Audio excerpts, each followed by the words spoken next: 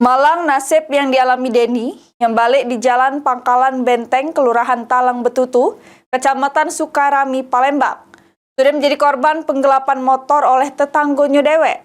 Atas kejadian tersebut, korban datangi Polrestabes Palembang bikin laporan polisi.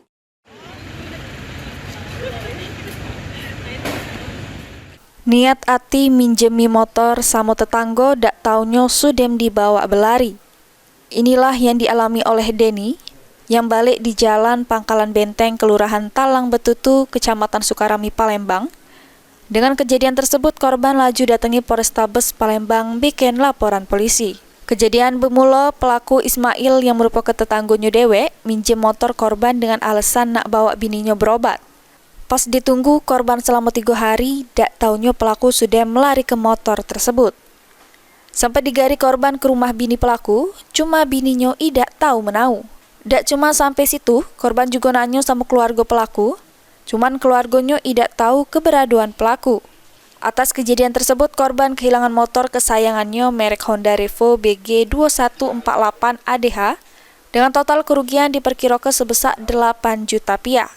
Ya, awalnya tuh dia tuh minjam motor alasan tuh nak ngantar bini berubah. Nah, janji itu jam 9 dia ngantar balik. Nggak tahu gitu. Sampai sekarang lah 3 hari. Sudah 3 hari motor itu hilang. Kita kenal tak sama yang punya motor? Yang punya motor itu kenal tak? Iya, kenal kan. Kenal ya? Tetangga dewek apa? Iya, tetangga dewek, cuman kenal tuh baru dia tuh. Sudah sering dia tuh minjem motor gitu? 2 kali nih, yang pertama tuh setelah baliknya.